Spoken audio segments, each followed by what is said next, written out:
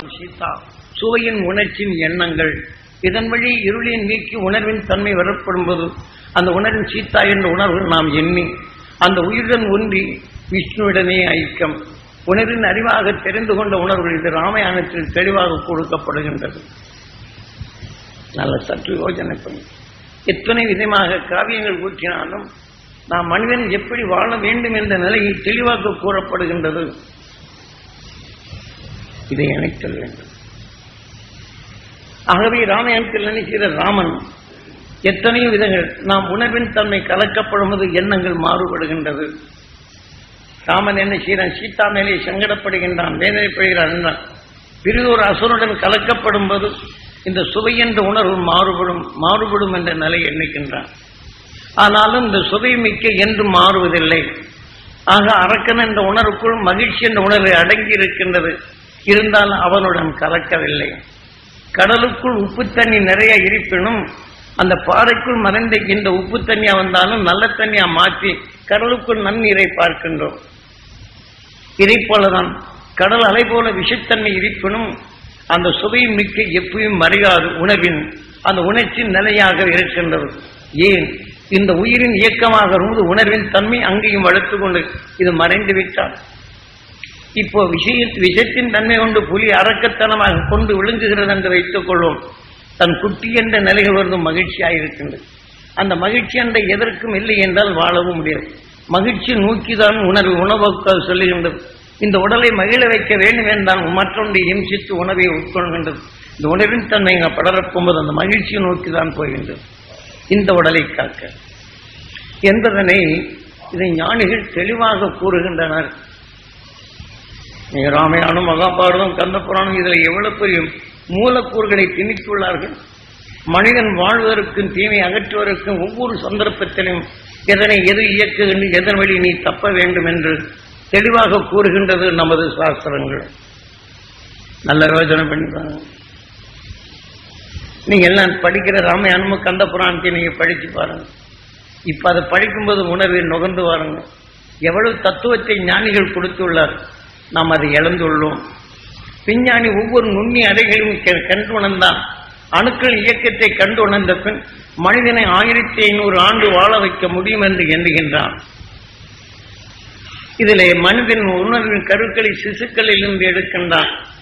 அதே சமயத்தில் இந்த மிருகத்தின் சிசுக்களில் வளரும் உணர்வை இணைக்கின்றான். அதற்கு அறிவென்ற நிலை வராது. உணர்வின் உடல் பெறும் உணர்வுகளும் அந்த வலுப்பெறும் உணர்ச்சிகளை தூண்டுகின்றது. இப்படி பல சிசுக்களிலிருந்து கருவின் தன்மை உருவாக்கி அதன் உணர்வின் தன்மை ஓர் விந்தாக்கி மனிதனின் உடலில் செலுக்கப் போகும்போது அந்த வீரிய உணர்வு கொண்டு அந்த வளர்ச்சியின் தன்மை இவனால் நுகர்ந்து வலுகொண்ட உணர்வுகளை இவன் பெற முடியும் என்று இவன் கண்ட ஆராய்ச்சி அதை செயல்படுத்துகின்றது. மெய்ஞானியோ இதன் உணர்வின் தன்மை நாம் நுகர்ந்த பின் அறியாது வந்த தீமையை இதை நீக்குவதற்கு இந்த அபிஷேகம் என்ற உணர்வை கூட்டி குணங்களின் உணர்வை கூட்டி இந்த உணர்வின் நுகர்ந்து இங்கு அபிஷேகிக்கப்படும் போது இந்த உணர்வு நாம் இரத்தத்தில் கலந்து தீமை என்ற உணர்வுகளை மாற்றி நல்ல உணர்வின் தன்மை பெற முடியும் என்ற நிலையில் அந்த இயற்கையின் உணர்வின் தன்மையை நாம் எப்படி மனிதனாக மாற்றியதோ மனிதனான பின் சந்தர்ப்பத்தில் வேதனை, வெறுப்பு, கோபம் என்ற உணர்வுகள் நமக்குள் சேர்க்கப்படும் உடல் நலிந்து உணர்வின் தன்மை உயிர் சென்ற பின் இன்னொரு உடலை உருவாக்குகின்றதோ இன்னொரு உடலை உருவாக்குவர் அறிவின் தெளிவாக உயிர் எப்படி இருந்ததோ இந்த உணர்வின் தன்மை எப்படி ஒளியின் சரீரமாக மாற்ற வேண்டும். ஆண்டாண்டு காலம் எதுவானாலும் நாம் அழியா ஒளி சரீரம் பெற முடியும் என்று கண்டுணர்ந்தவன் இன்று ஒளியின் சரீரமாக இருக்கின்றான். அதன் உணர்வை நாம் பெற முடியும் என்றும் ஏகாந்த நிலை என்று வாழ முடியும் என்று இந்த விஞ்ஞானி சொன்னோம்னா ஆகா புதிய கண்டுபிடித்தென்று அதிசயம் பிடித்தன எண்ணுகின்றோம். இந்த போகன் தனக்குள் கண்டுணர்ந்த உணர்வின் தன்மையை அவன் எத்தகைய தீமையை தான் உற்று நோக்கும் போது இந்த பிரபஞ்சத்தின் இயக்கத்தின் தன்மை நுகர்ந்து கொண்ட பின் இந்த உணர்வுடன் தன்மைகள் இவன் கலந்து கொண்ட உணர்வுடன் பஞ்ச அபிஷேகம், பால், தேன் இதை போன்ற பல உணர்வுகளை அபிஷேகிக்கும் போது இந்த உணர்வுடன் கலந்து இவன் சேர்த்துக்கொண்ட உணர்வும் நாம் நுகர்ந்த உணர்வுகள் நமக்குள் உயிரின் தன்மை உயிரிழப்பட்ட உணர்வுகள் இரத்தங்களில் கலங்கும். இது ஈஸ்வர லோகம். இந்த 6வது அறிவால் உருவாக்கும் திறனை காட்டியவன். ஆக உயிரிழப்படும் போது அது ஈஸ்வர லோகமாக மாறுகின்றது. உணர்வின் தன்மை இரத்தத்தில் கலக்கப்படும் உணர்வின் அணுவாக பெருக்கும் தன்மை பெறுகின்றது இந்திர லோகம். நல்ல யோசனை பண்ணி பாருங்க. அதன் உணர்வின் திரும்ப திரும்ப எண்ணும் போது அதன் உணர்வின் கருவாகி விடுகின்றது. உருவானத்தின் என்ன செய்கின்றது? பிரம்மமாகின்றது. ஆகவே எதன் உணர்வின் தன்மை அணுவானதோ அணுவின் தன்மை என்பது உயிரைப் போலவே அணுவின் இயக்கம் ஈசன், அதில் ஏற்படும் வெப்பம் விஷ்ணு, ஈர்க்கும் காந்தம் லட்சுமி என்ற நிலைப்பெண் எதை கவர்ந்து உருவானதோ அந்த மனம் ஞானம். ஆகிய தீமைகளை நீக்கி உணர்வின் தன்மை நமக்குள் ஆகி அந்த உணர்வின் தன்மை கருவாக்கப்படும் போது இங்கே பிரம்மலோகமாக மாறும்போது இந்த உடல் உள்ள அணுக்களை இந்த உயிரைப் போல ஒளியின் நிலைகளுக்கு மாற்றுகின்றது.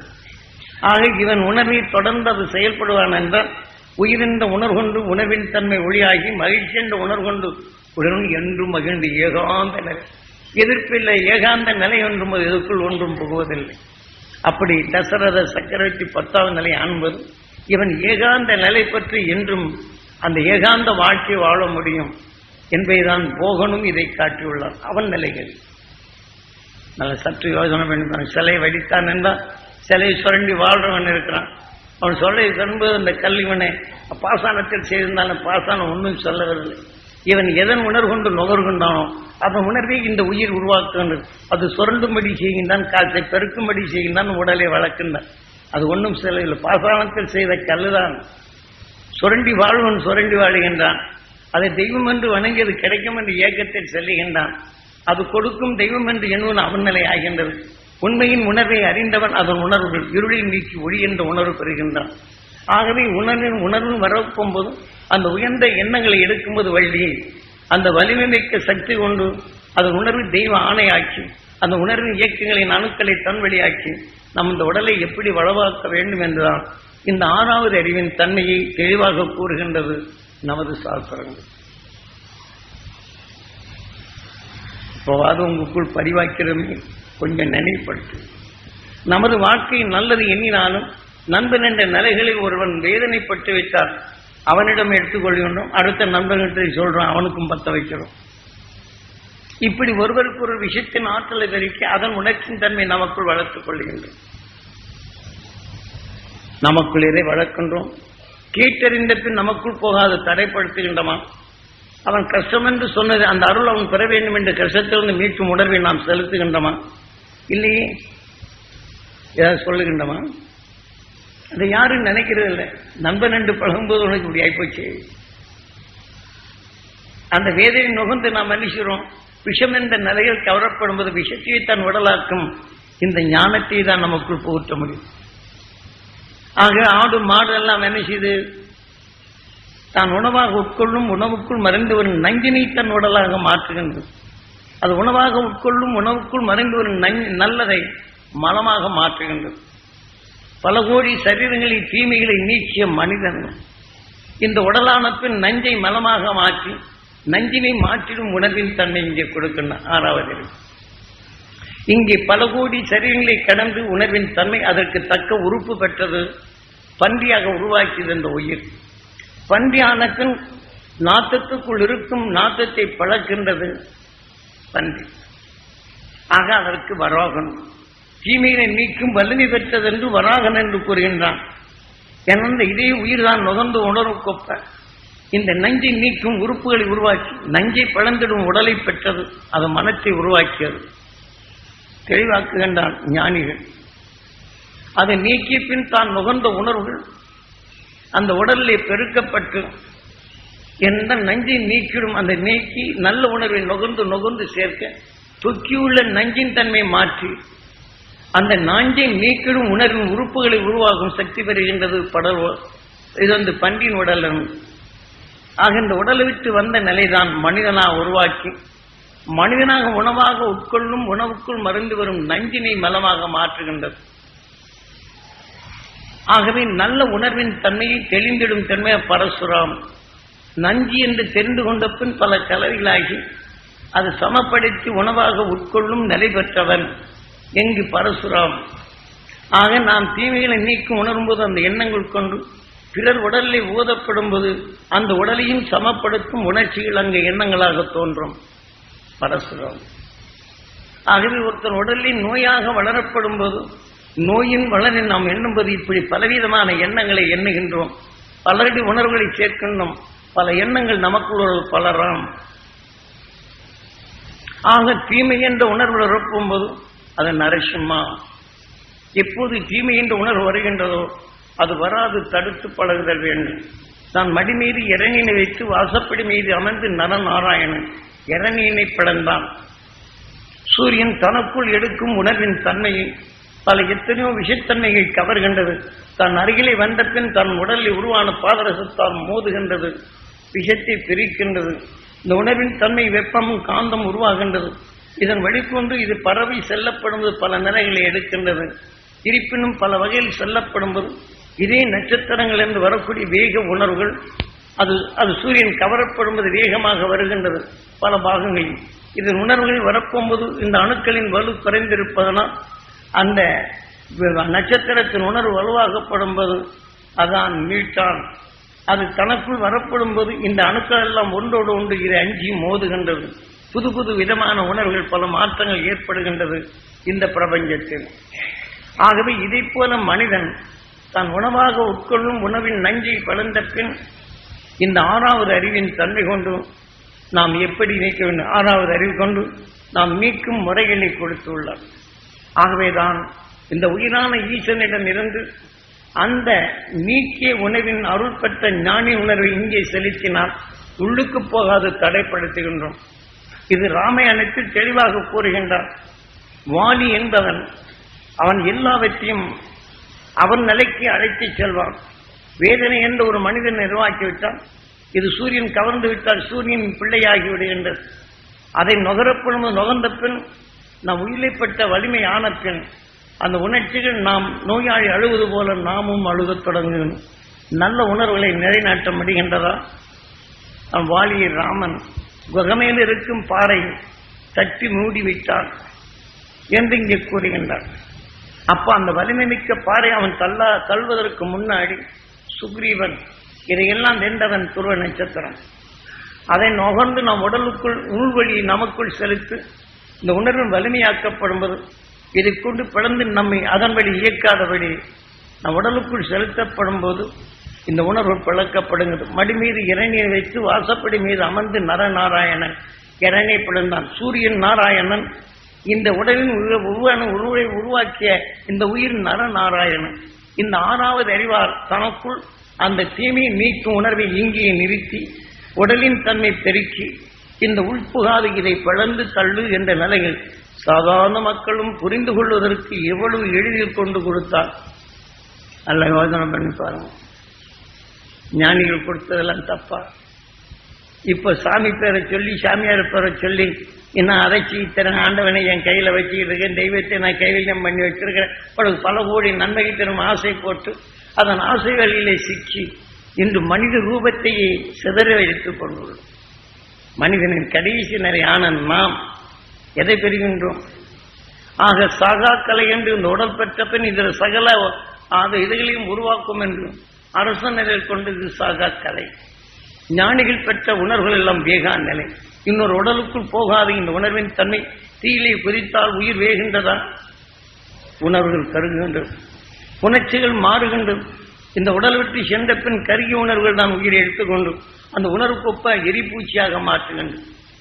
ஆனால் அதே சமயத்தில் நந்தன் என்ற உணர்வு வரப்படும்போது இந்த எரிச்சல் தாங்காத இவனையும் கருகும் நிலைகளுக்கு தற்கொலை செய்யும்படி செய்கின்றது. நல்ல வாழ்க்கை நாம் என்ன செய்ய முடியல, என்ன தற்கொலை பண்ணிக்கலான்னா இதே உணர்வு நண்பன் மேல பாசமாக அவனை போய் தற்கொலை செய்ய வைப்போம். சில வீட்டில் ஆக்சிடென்ட் ஆகட்டும், இப்படி ஆகிட்டாருன்னு சொல்லப்படும் போது அந்த உணர்வின் தன்மை அந்த ஆக்சிடென்ட் அதே உணர்வெடுத்த இதே உணர்வு ஆக்சிடென்ட் ஆகும். அவர் தாங்காத குடும்பத்தில் என்ன வாழ்க்கையை தற்கொலை பண்ணியிருந்தா அந்த உணர்வின் தன்மை வந்து குடும்பத்தில் ஆக்சிடென்ட்டும் தற்கொலையும் வந்து கொண்டே இருக்கும். சில குடும்பங்களை பார்க்கலாம்.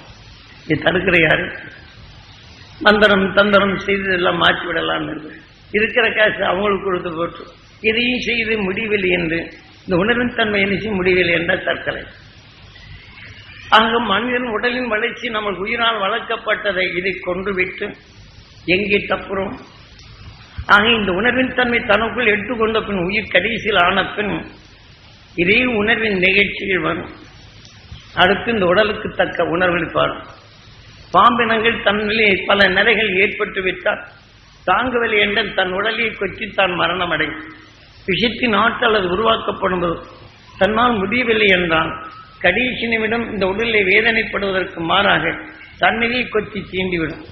பின் இந்த விஷயங்கள் பற்ற பின் நாம் அறிந்துவிடும். விஷத்தின் தன்மை உணவாக உட்கொண்டு உணர்வின் தன்மை தான் ஜீர்ணிக்க உதவினாலும் உடல்நீர் நிலைகள் பட்ட பின் இந்த விஷத்தின் தன்மை பாடப்போகும்போது அதுவும் மரணம் அடைகின்றது. இப்ப நல்ல பாம்பின் விஷயத்தை நாம் உடலுக்குள் சாப்பிட்டா ஒன்றும் இல்லை.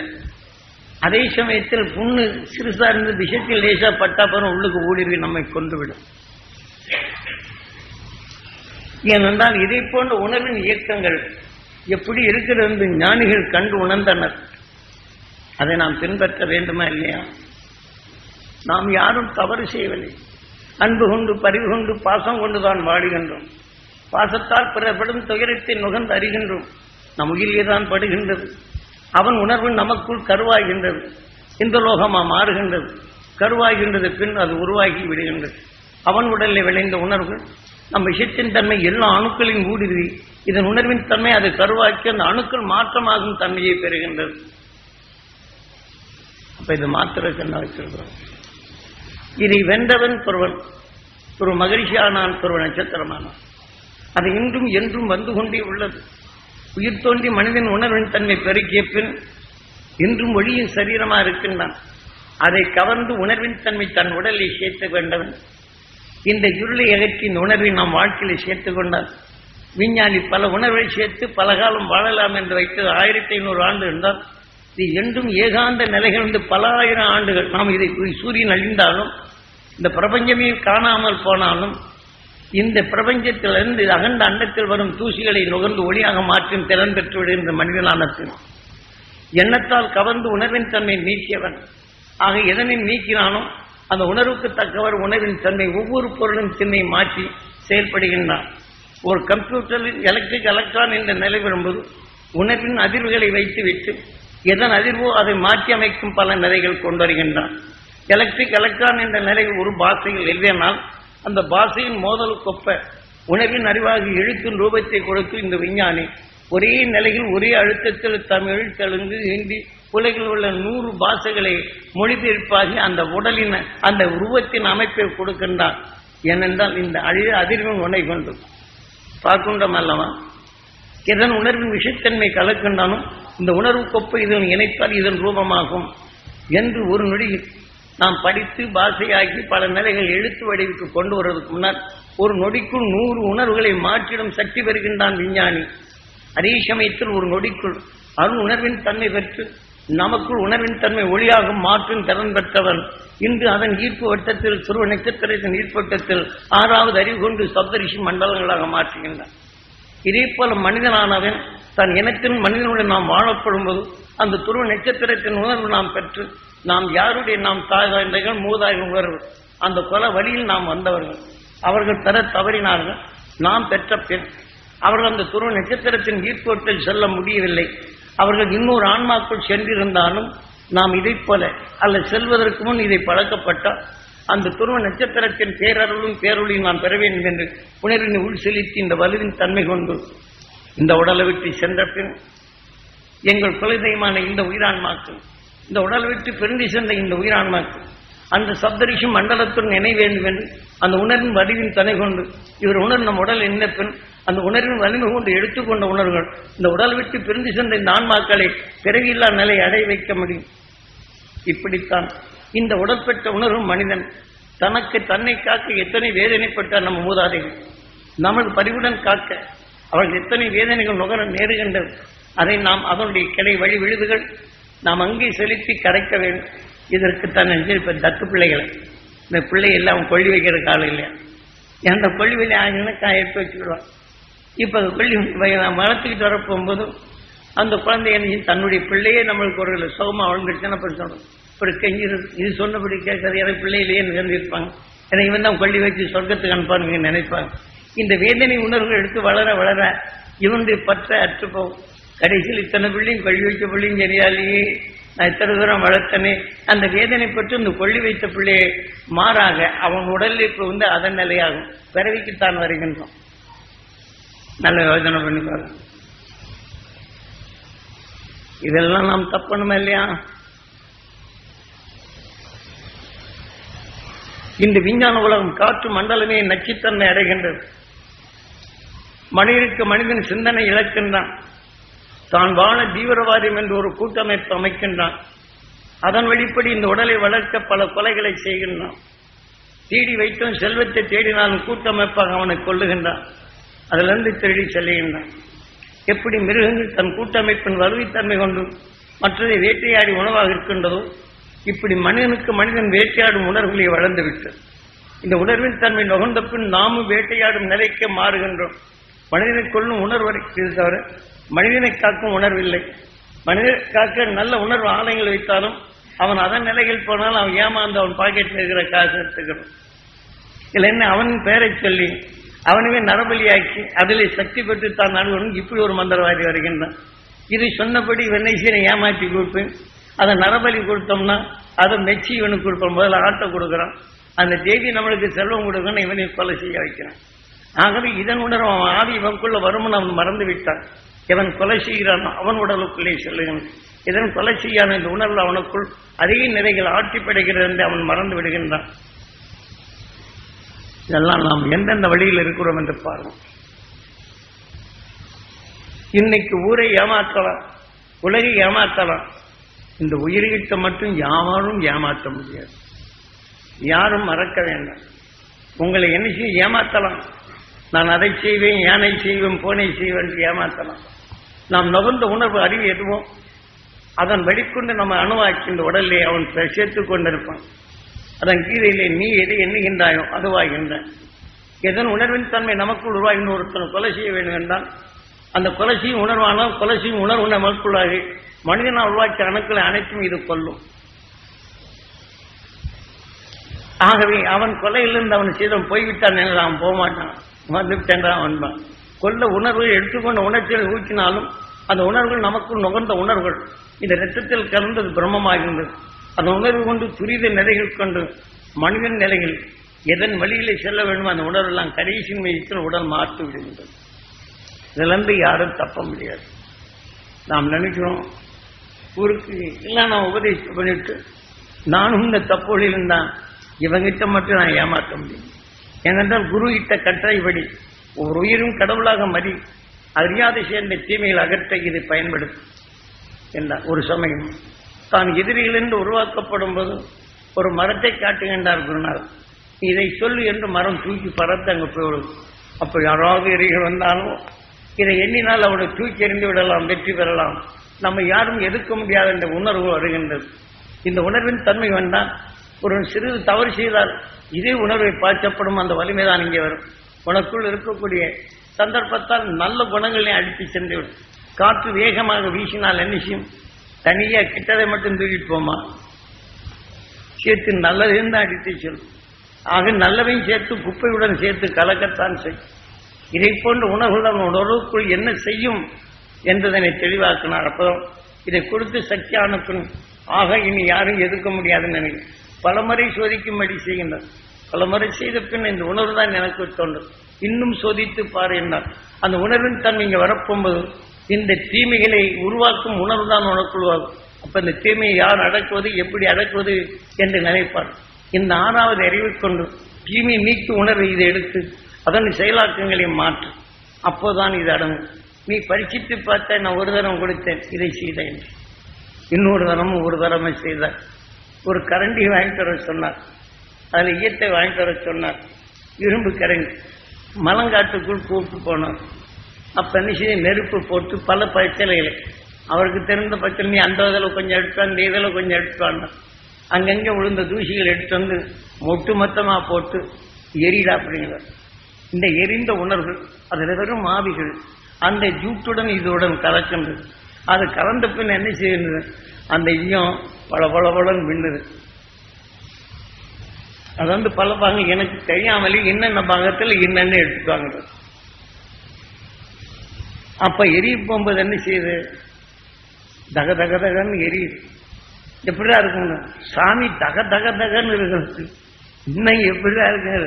தக தகன்னு விட்டார் எப்படிடா இருக்குன்னு சொல்றாங்க. தக தகன்னு என்னடா தக தங்கம் போல இருக்குங்க அப்படின்னு சொல்லிட்டு உடனே நெருக்கு மூடுறா அப்படிங்கிற.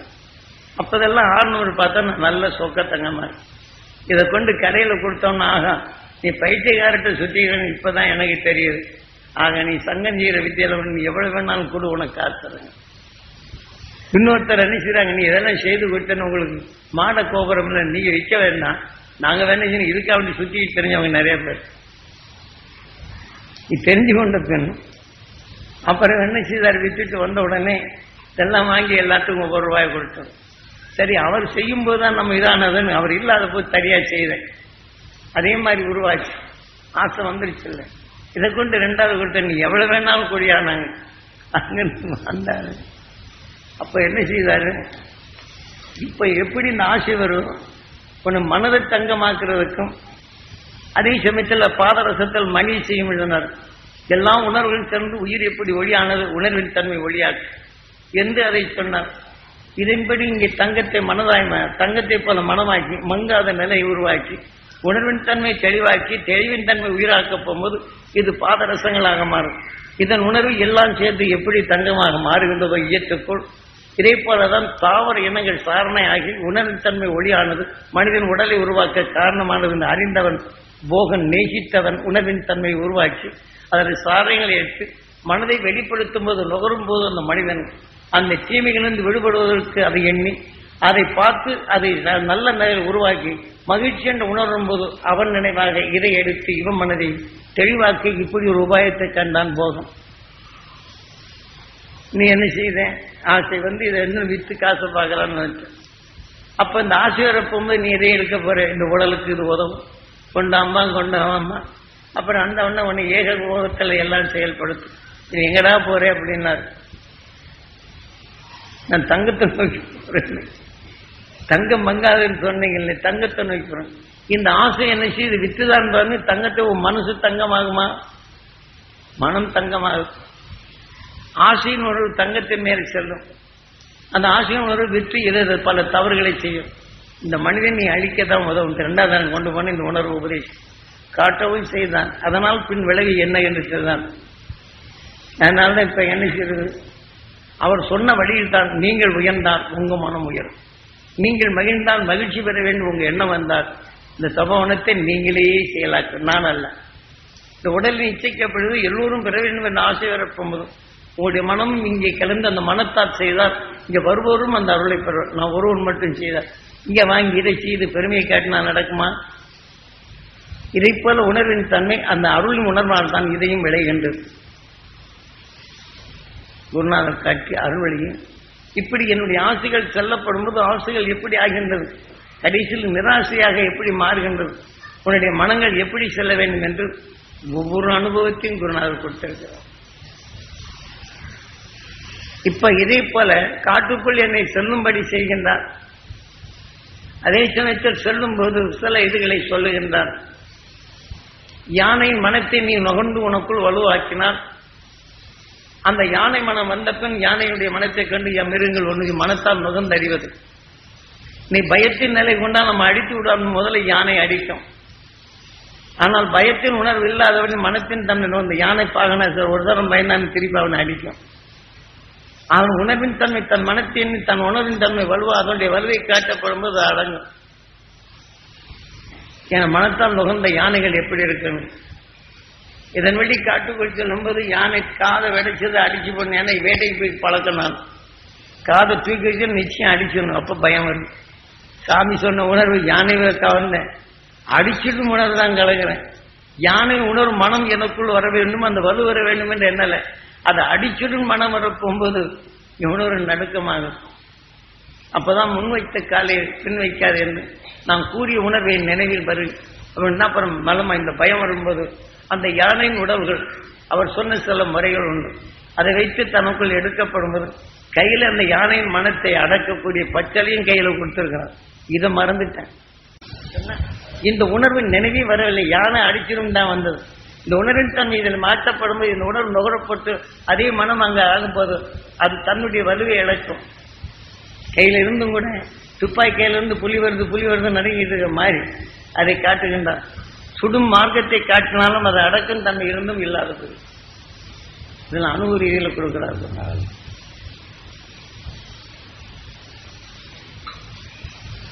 இப்ப இதை போல் நுகர்ந்த பின் யானை ஒண்ணும் செய்யல. அது கூட வந்த குட்டி அணிச்சும் வந்து என்னை தொடுது போகுது பரவுது. அந்த பெட்டை யானை அணிச்சு அப்படியே முறைச்சி நிற்கி. இப்ப மனசை கொண்டு நீ போசாமி அப்படின்னு சொல்லிட்டு மனதால உணர போகும்போது அதை இழுத்துட்டு போகுது. இந்த இயற்கையின் உண்மை உணர்வுகளை அறிவதற்குத்தான் காடு மேடெல்லாம் அலைய செய்தார். சாதாரணமாக உங்ககிட்ட பேசுறேன்னா அந்த குரு வழியில் நான் சொல்லவில்லை என்றால் இந்த இருள் வெளிக்கத்தை நான் சொல்ல முடியும். இந்த உடலின் ஆசைதான் எனக்குள் வளர்த்து. இந்த உடலின் ஆசையானால் காட்டுக்குள் செல்ல போகும்போது இதைப்போல பல மிருகங்களிலிருந்தும் நாம் மரணமும் அடையலாம். இதே மரண சித்துகள் சில விளையாடும் போதும் பல எண்ணை தேடி வரப்போகும்போது உடனே நீ பெறப்படு என்றார். திருப்பதி அது திருப்பதி தெலுங்கு ராஜ்யம் சொல்வார். வேங்கடாஜலபதி சூழா அப்படிம்பார். அப்பதான் நான் வேங்கடாஜலபதி என்பது திருவேங்கடம் 6வது அறிவு வைத்து இந்த இதை உயிர்தான் இந்த 6 அறிவை இயக்குகிறதான் திருவேங்கடா. 7 கொண்டல வேண்டாம் வான் போய் சூடுறா அப்படிம்பார். அங்கே போனவன் தான் நாரதர் மந்தம்னு ஒன்று இருக்குது. அங்கே ஒரு பெரிய குகை வருது, நீர் வழிக்கூடிய இடத்துல அங்கே இருக்கு ஓடை. அங்க போய் அதையும் கடந்து தண்ணிக்காடுகள் கரடிகள் வரும், பழங்கள் இருக்குது, கொய்யா அந்த காலத்துக்கும் கொய்யா பழம் வரும். அதே மாதிரி இந்த ஏதோ பழங்கள் எல்லாம் அங்கே உருவாகுது. அந்தந்த ஒவ்வொரு காலத்துக்கும் கனிகள் வரும். அதுதான் அன்னைக்கு துறவரம் ஒன்று போகிறவங்க இந்த கனிகளை சாப்பிட்டு இருப்பாங்க. அந்த இடத்துக்கு போய் சொல்றாரு. அப்ப நம்ம கனிகளை பறிச்சு அங்கே உட்கார்ந்து சாப்பிட்டுக்கிட்டு இருக்கலாம்னாலும் அதை தேடி மிருகங்கள் வருது. கரடி போல நிலைகளோ குரங்குகள் போன்ற கூட்டங்களே வருது. அதாவது பறிச்சு சாப்பிடுது. நாம் மரத்து மேலே ஏறிதான் சாப்பிடணும், உளுந்த எடுத்துதான் சாப்பிடணும். இப்படி இந்த இதுகளை இருக்க போகும்போது கரடி கூட்டங்கள் துரத்தும். அப்ப அந்த மனத்தை எடுத்து கடலில் இரவு வரப்போகும்போது பயம் வரும். அப்புறம் அவர் சொன்ன நிலை எடுத்து அது உணர்வு எடுத்தானு பேசாம முரு முரு முரு முருன்னு போயிட்டு எந்த இதெல்லாம் அனுபவ ரீதியில் கொடுத்தோம். அடுத்தாப்படி என்ன செய்தாரு, அங்க பகல்ல வந்த உடனே குரங்கு கூட்டம் கூட்டமா இருக்குது. ஒரு ரவுடி குரங்கு கிடந்த துரத்தி அடிக்குது. இதே நிலையா இருக்கு. அப்போ ஒரு குரங்கு குட்டி போடுது. இப்ப அதோட சேர்ந்த குரங்குலாம் ஒன்னா சேர்க்குது. ஒன்னா இருந்து அந்த குட்டி பிறந்த ஒரு படு எல்லா குரங்குகளும் வந்து முத்தம் கொடுக்குது. இந்த ரவுடி குரங்கு எல்லாம் சேர்த்து பாதுகாப்பா இருக்கு தாக்குறதுக்கு. அந்த ரவுடி குரங்கு நினைச்சு அந்த குழந்தைய என்ன ரவுடித்தனம் பண்ணாலும் கூட அந்த குழந்தை உடத்தில் பாசத்தால அப்படின்னு சொல்லிட்டு அந்த நம்ம கொஞ்சம் இல்லைங்க. இதே மாதிரி உணர்வு சேர்த்து கொஞ்சம் கொஞ்சமா நகர இது எல்லா குரங்களும் உசாராது. அந்த குட்டி என்ன குரங்கும் அது கத்த ஆரம்பிக்குது. அப்புறம் நிச்சயம் அந்த இடத்துல உட்காரு. இப்படி கொஞ்சம் கொஞ்சமா நெருங்கி அந்த குட்டியை போய் தொட்டு முத்தம் கொடுத்து அது வரையிலும் எல்லா குரங்களும் பிடிக்குது. பிங்கன்னு எல்லாம் அது வரையிலும் இந்த இது குட்டிக்கு ஒன்றும் தெரியல. இதை பார்க்க செய்யறார். அப்ப அந்த குட்டியை எப்படி குரங்கு தன் குட்டியை காக்குது, அதோட இனங்கள் எப்படி இருக்குது அப்படின்னு நாங்க காட்டுறார். அப்பதான் வீட்டுல நம்ம குழந்தையெல்லாம் விட்டு சமத்தா விட்டு பொம்பளை பிள்ளையெல்லாம் விட்டுட்டு ஒரு பிள்ளைய தான் கட்டி கொடுத்துருக்குறேன், பாக்கி ஒரு பிள்ளையும் கட்டி கொடுக்குறேன். அப்ப என்ன செய்யுது, அந்த குழந்தைகளை காக்க அந்த குருவை எப்படி இருக்குது, தண்டமா நீங்க இருக்கிறானே இவனெல்லாம் அந்த கை குழந்தை விட்டுட்டு போகும்போது அந்த குழந்தைய பார்த்தோன்னு ஞாபகம் வரும். அந்த ஆசை வரப்போகும்போது அங்க கண்டுபிடிக்க உணர்வு. அப்ப நமக்கு பயமும் மற்ற நிலைகள் வரும். கரடி அடிச்சிருமோ, பாம்பு அடிச்சிருமோ, புலி அடிச்சிருமோ, இந்த உணர்வு வரும். ஆக அதை உணர்வை நுகராது இருக்கும் ஒரு பயம் இல்லை. குழந்தையின் ஞான உறவை காக்கணும் எனக்கு இந்த பயமெல்லாம் வரும். அப்பதான் இந்த உணர்ச்சி விட்டு அனுபூர்வமாக கொடுக்கின்ற உனக்கு கொடுத்த சக்தி நீ என்ன செய்கின்றாய் என்ற உணர்வு கொண்டுதான் அங்கிருந்து குழந்தைகள் அதே சமயத்தில் என்ன செய்யுதுன்னா இன்னொரு வேலையும் செய்தான். கொஞ்சம் தள்ளி உட்கார்ந்து ஒதுங்க போனோன்னே நம்ம உட்கார்ந்த இடத்துல அந்த காலத்து அரசர்கள் அதுல இருந்து அவர்கள் சில பேர் புதைச்சி வச்சிருக்கிறாங்க காசு. அந்த காசு வெளியில வருது. அவர் வருதோ அது வருதோ அல்லது இவர் ஏற்கனவே வர வைக்கிறாரோ தெரியல. அந்த தங்க காசுகள் இருக்கும். முக்கிய அதாவது நம்ம இந்த பட்டாணிகள்ல பருப்பு இருக்கும், அந்த மாதிரி அந்த சிறு அது கொஞ்சம் பெருசா இருக்கும். அந்த மாதிரி காசு இருக்கும். அதாவது நம்ம இந்த மொச்சக்கொட்டையை உடைச்சோன்னா எவ்வளவு பெருசு, அந்த மாதிரி நீளமாகவும் வட்டமாகவும் செய்து அதை அடிச்சு விட்டுருக்காங்க. அது வந்த உடனே நம்மளுக்கு ஆசையை ஊட்டுறாரு. இது என்ன நீ எதுக்கு சோதிக்கிறாரு தெரியல. ஏன்னா குழந்தைய நினைக்கிறோம் இல்லை, இதை எடுத்துட்டு போய் குழந்தைய கூட்டிட்டு வந்துடலான்னு இந்த எண்ணங்கள் ஊட்டுறார். அப்ப என்ன செய்யறாரு? அந்த உணர்வின் தன்மை இங்க மனப்போராட்டாகுது. நாளைக்கு குருநாதர் சொன்ன வழியில் எப்படி இதாக்குதான் அதை பார்க்குற, இதை காசு விட்டு மனப்போராட்டம் ஆகுது. இவனுங்க அங்கே வாடு இந்த குழந்தைய பார்க்குறான். இதே மாதிரி குழந்தை எப்படி தன் குழந்தைய காக்குறோம், இதை எடுத்து நாம கொண்டு கொடுத்து வரலாமா, இப்படி மனப்போராட்டத்தை கொடுக்குறார். இத்தனையும் ஜெயிச்சு வர வேண்டியது. அப்புறம் என்ன செய்ய, அதை எடுத்துக்கொண்டு நீங்க பார்த்துருக்கலாம் அந்த திருப்பதியில் 1972 73 அந்த காசெல்லாம் உண்டியில் அப்படியே கொண்டு போட்டு மொட்டையடிச்சு அங்கிட்டு வெயில் நடந்து திருத்தணி கையில காசு இல்லை. நேரத்தில் எந்த ஆசையில் விட்டு இந்த சக்தி சீராக பயன்படுத்துறான் என்று இப்படி பல வகையிலும் மனப்போராட்டங்கள் வரும். இதையும் வெல்ல வேண்டிய நிலையை பரிசித்து வைத்தார்.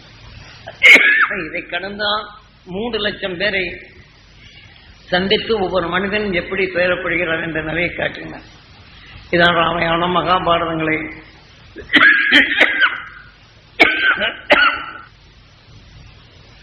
என்ற நிலையை ஒவ்வொரு காவியங்கள் ஒவ்வொரு ஞானிகள் எப்படி எழுதியுள்ளார்கள். கண்களின் இயக்கம் என்ன, நம் உடலின் உறுப்புகள் மாற்றம் என்ன என்று. அதனால்தான் இதெல்லாம் தெரிந்து கொண்ட பின் உங்களுக்கு இந்த அருள் சக்தியை உங்களுக்குள் பதிவாக்கி உங்கள் நினைவினை இப்போது கைகூடும் போது அந்த மகிழ்ச்சி குருதேவர் நமக்கு கொடுத்த அந்த அருளும் ஞானிகள் பெற்ற உண்மையும் நாம் அறிந்து இந்த வாழ்க்கையை சீர்படுத்தவும் துருவ நட்சத்திரத்திலிருந்து பேரருளை பெறும் சக்தியும் அதன் ஈர்ப்பு வட்டத்தில் உள்ள சப்தரிஷி மண்டலங்களை பெற தகுதி உள்ள யாரும் நீங்கள் உங்களை மாற்ற வேண்டும் என்றால் உங்கள் உயிரை கடவுளாக்கி உங்கள் உடலை கோயிலாக்கி அவனால் உருவாக்கப்பட்ட இந்த ஆலயம் பரிசுத்தமாக வேண்டும். இந்த ஆலயத்தில் வீட்டிற்கும் உங்கள் ஈசனுக்கு அதன் உருவாக்கி அந்த ஈசனுக்கு நற்பணிகளை செய்வதற்கு நல்ல உணர்வுகளை நுகர்ந்து உங்கள் உடலை பாதுகாத்தான் உயிரான ஈஸ்வரிடம் ஒன்றி ஒளியின் சரீரமாக பெற தகுதி. இந்த ஆசைதான் எனக்கு ஊட்டினார். இதான் இன்று அந்த சப்தரிஷி மண்டலங்களையும் துருவ நட்சத்திரத்தின் உணர்வை நாம் தியானித்து இந்த உடலை வலுப்பெற்ற பின் எந்த மூதாயிரம் கொள்ள உணர்வு கொண்டு நமக்குள் இருக்கின்றதோ அதன் துணை கொண்டு துருவ நட்சத்திரத்தின் உணர்வை நமக்குள் பெருக்கி உடலை விட்டு பிறந்து சென்ற மூதாதைகளை அந்த சூட்சம சரீரமானவர்களை அந்த சப்தரிஷி மண்டலத்துடன் நினைக்க செய்யப்படும் போது இந்த அவர்கள் எப்படி உணர்வுபட்ட நோய்களை கிடைத்து ஒளியின் சரீரமானார்களோ இதே போல மூதாதைகளை அங்கு அனுப்பப்படும் போது அந்த உயிர் துருவ நட்சத்திரத்தின் ஈர்ப்பு வட்டத்தில் வாழ்வதும் 6வது 7வது நிலைக்கு வளரத் தொடங்குகின்றது. ஆனால் நாம் விண்ணிலை செலுத்தப்படும் போது அவர்கள் உணர்வின் அறிவு நமக்குள் உண்டு. இப்ப நாம் எண்ணிய போது அந்த உணர்வை நாம் எளிதில் பெற்று நம்ம வாழ்க்கையில் வரும் துன்பங்களை அகற்ற முடியும். முதலில் துருவ நட்சத்திரத்தின் உணர்வை நாம் பெறப்படும் போது அதன் துணை கொண்டு மூதாதைகளை விண் செலுத்துகின்றோம். அவர் பட்ட நம்மளுக்காக வேண்டி எத்தனையோ துயர்கள் பெற்றார்கள். இதை அங்கே கருக்கும் போது உயிர் ஒளியாக இருக்கின்றார் வேகா நிலை. உணர்வின் தன்மைகள் சாகாக்களை விஷத்தின் தன்மை இயக்கினால் அந்த விஷத்தில் தக்க உணர்வின் தன்மை உடலை அமைப்பு கொண்டுவிடும். ஆகவே இதை மாற்றி அந்த உணர்வின் நிலைகளை நமக்குள் பெருக்குவதற்கு நமது குருநாதர் காட்டி அருள்வளித்தார் என்று நாம் துருவ நட்சத்திரத்தின் உணர்வின் ஈர்ப்போட்டத்தில் நம் மூதாதைகளை செலுத்தவும் ஞானிகள் காட்டிய உணர்வை வலுப்பெற்று நாம் தியானத்தின் வலுவின் துணையால் இந்த உடல் விட்டு பிரிந்து சென்ற ஆன்மாக்களை இந்த துருவத்தின் எல்லை ஓரத்தில் நின்று சுரண்டு கொண்டிருக்கும் துருவ நட்சத்திரமும் சப்தரிஷி மண்டலத்துடன் இணைய ஏதுவாக இருக்கும். அதன் வழியில் இணைத்துவிட்டால் இந்த உடல் பெறும் உணர்வுகள் கரைந்து விடுகின்றது. அவர்களும் சப்தரிஷிகள் ஆகிவிடுகின்றது. ஆக அவர் உயிர்பட்டு உணர்வின் தன்மை நாம் உடல் பெற்ற பின் அவர்களும் இந்த உணர்வின் தன்மை உயிருடன் ஒன்று ஒளியாக்கப்படும் போது அந்த உணர்வை நாம் எளிதில் பெற்று நம் வாழ்க்கையில் வரும் துன்பங்களை அகற்ற முடியும் என்ற தன்மைக்கு விட்டதான். இதில் பல அனுபவங்களையும் பல உயிரான்மாக்களை எப்படி வெண் செலுத்துவது என்றும் அணுத ரீதியில் கொண்டதனால் உங்களில் இந்த உணர்வை கூட்டி ஆயிரக்கணக்கோர் இந்த உணர்வுடன் துணை கொள்ளும் போது முதல்ல இதற்கு முன் நாம் செய்ய தவறிய அந்த ஆன்மாக்களை மின் செலுத்தலாம். இன்னொரு உடலுக்குள் சென்று ஆவியாக தான் இருக்கும். அந்த ஆவின் தன்மை கடந்து வெளியில வந்தால் மிருக நிலை பெற்றுவிடும். அவர்களை யாரும் நாம் மாற்ற முடியாது.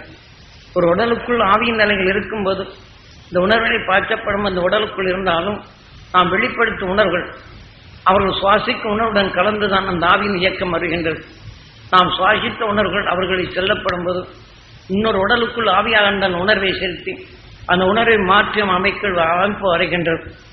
இப்படி அவர்கள் உடலை அமைத்த பின் அவர் உடலை விட்டு வந்து விட்டால் நாம் காலையில் எப்போதும் இந்த துருவ தியானத்தில் இதை போல நம் மூதார்கள் உடலை விட்டு பிறந்து சென்ற அந்த ஆன்மாக்கள் சப்தரிஷி மண்டலத்துடன் நினைய வேண்டும் என்றால் இந்த ஆன்மாக்களை நாம் எளிதில் அவர்களின் பரவில்லா நிலை அடையலாம்.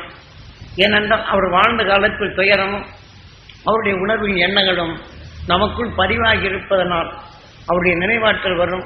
அவர் வாழ்ந்த நாளத்தை எண்ண முடியும். அவர் பட்ட வேதனை நமக்குள் உருவாகும். ஆக பரம்பரை நோய் என்ற நிலையில் நமக்குள் உருவாகும்.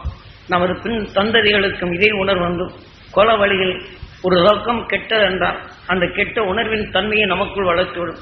இதை போன்ற நிலைகளெல்லாம் விடுபடுவதற்கு நமது குருநாதர் காட்சி அறுவழியில் உங்களுடைய மூதாதைகளை வெண் செலுத்தும் நாளாக இந்த பௌர்ணமியை தேர்ந்தெடுத்து இந்த உணர்வினை உபதேசித்து உணர்வினை வலுவாக்கி நினைவிற்கொண்டு தியானித்து அதன் துணை கொண்டு உங்கள் மூதாதைகளை சப்தரிஷி மண்டலத்துடன் இணைக்க செய்யத்தான் இந்த நிலை. ஆகவே கலந்து கொண்டு ஒரு அனுபவம் இதை போல இயங்கி பெற்று அந்த உணர்வின் தன்மை கொண்டு உங்கள் மூதாதைகளை நாம் விண் செலுத்த பழக வேண்டும். ஏனென்றால் நம்முடன் வாழ்ந்து வளர்ந்த நிலைகளிலும் சந்தர்ப்ப வேதத்தால் தற்கொலையோ அல்லது அகால மரணங்கள் அடைந்தாலும் அவருடைய உணர்வு நமக்குள் உண்டு. அடிக்கடி இந்த உணர்வின் தன்மை என்னால் அதன் வெளியே நமக்குள் இந்த உணர்ச்சியை தோன்றும், தற்கொலைக்கு தோன்றும் அல்லது அகால மரணத்துக்கு அழைத்து சொல்லும். திடீர் என்று விபத்துகள் என்று சிக்க வைக்கும். இதை போன்ற நிலைகளை நாம் தப்புவதற்கு இதை போன்ற கால துறவு தியானத்தில் நாம் இப்போது தியானத்தில் ஏற்றி விடுகின்றோம் அல்லது அதன் உணர்வை நாம் பெருக்குகின்றோம். இதை போல நீங்கள் செயல்பட்டால் இன்னும் உடல் விட்டு வந்த பின் நீங்கள் இதை போல எண்ணும்போது அந்த உடலிலும் சேர்க்கப்படுகின்றோம். உடல் விட்டு வந்த பின் ஈர்த்து விண்ணிலை செழித்து விடலாம். அவர்களும் புண்ணியம் தேடுகின்றோம். அந்த கொல வழியில்தான் பல உணர்வுகள் சேர்த்து நாம் மனிதனானது. இதை போன்ற நிலைகளிலிருந்து மீட்டுவதற்கு நமது குரு காட்சி அறுவழி உங்கள் மூதாதைகள் அங்கே சேர்ந்தால் விண்ணின் ஒளியின் உணர்வாக வளர்கின்றன. அது உணர்வு அனைவருக்கும் இந்த நிலை பெறுகின்றது. ஆக விஞ்ஞானிகள் காட்சியது போல நாம் பல 1500 ஆண்டு வாழலாம் என்றால் அவள் என்றும் ஒளியின் சரீரம் பெறும்போது அந்த உணர்வின் எடுத்து நாம் என்றும் ஒளியின் சரீரமாக நிலைத்திருக்க முடியும். ஒன்றின் துணை கொண்டுதான் ஒன்று. ஒரு மனிதனானார்கள், அவர்கள் பாம்பை அடித்தார்கள், அந்த உயிர் நாம் உடலுக்குள் சென்றது. அவர் உணர்வை எடுத்துதான் நம்மை மனிதனாக்கியது. நாம் பாம்பாக இருந்திருப்போம், தேளாக இருந்திருப்போம். அவர் முந்தி வளர்ந்த உணர்வுக்குள் அங்கு செல்லும் போது அந்த உடலை நாம் உருவாக்கணும். உருவாக்கிய கடவுளும் நம் தாய் தந்தை தான். அதன் உணர்வின் தன்மை நம் உயிரும் கடவுள் தான். அந்த உணர்வெடுத்து அந்த ரூபத்தை உருவாக்கும் சக்தியும் பெற்றது. ஆனால் பிறந்த பின் நம்மை காத்தது நமது தெய்வம் தாய் தான். அதன் வழிகொண்டு நல்லதை ஊட்டிய உணர்வின் தன்மை பெற்றது தாய் தந்தை தான். நமக்கு குரு என்ற நிலையை மதித்து அவர்களை வெண் செலுத்தப்படும் போது அந்த உணர்வின் ஆற்றலை நாம் பெருக்கி இதை போல உடலை விட்டு சென்றால் இந்த தியானத்தை எடுத்துக்கொண்டோம். இதற்கு முன் நாம் செய்ய தவறிவிட்டோம். இதை போல் ஆன பிற்பாடு ஈஸ்வரா என்று உயிரை எண்ணி அந்த துருவ நட்சத்திரத்தின் பேரருளும் பேரொழியை நாம் பெற வேண்டும். என் உடல்ல படர வேண்டும், என் ஜீவான்மா ஜீவனுக்கள் பெற வேண்டும் என்று உணர்வே.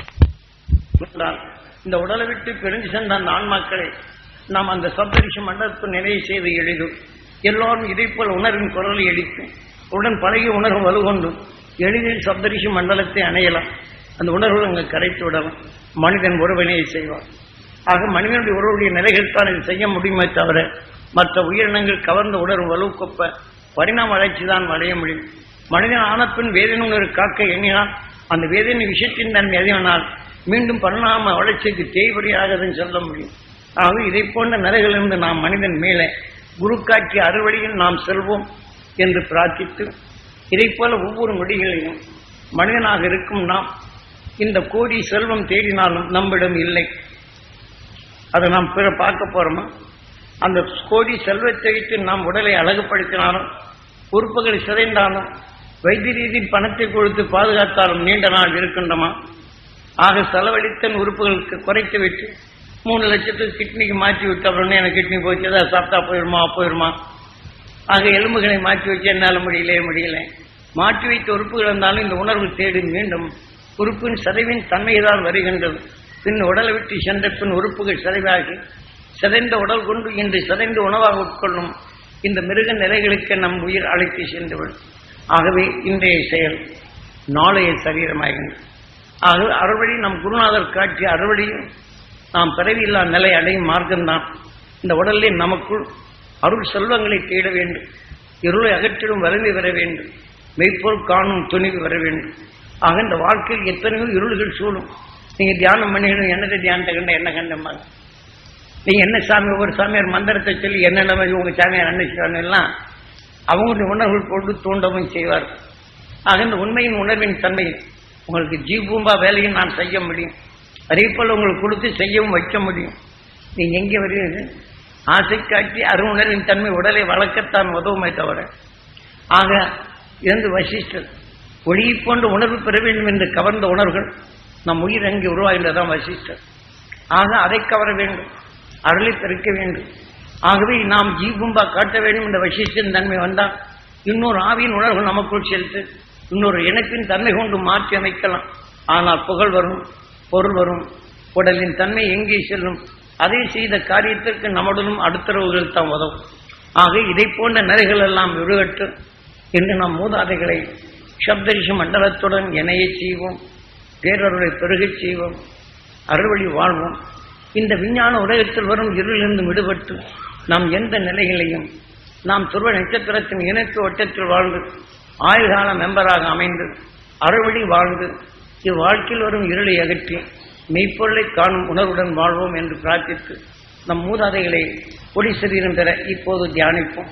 அறுவழியை நமக்குள் வளர்ப்போம் தியானித்து அதன் வழி மூதாதைகளை வெண் செலுத்த வலுவை பெறுவோம். பின் அவர்களை வெண் செலுத்துவோம் என்று பிரார்த்தித்து இதை தியானிப்போம்.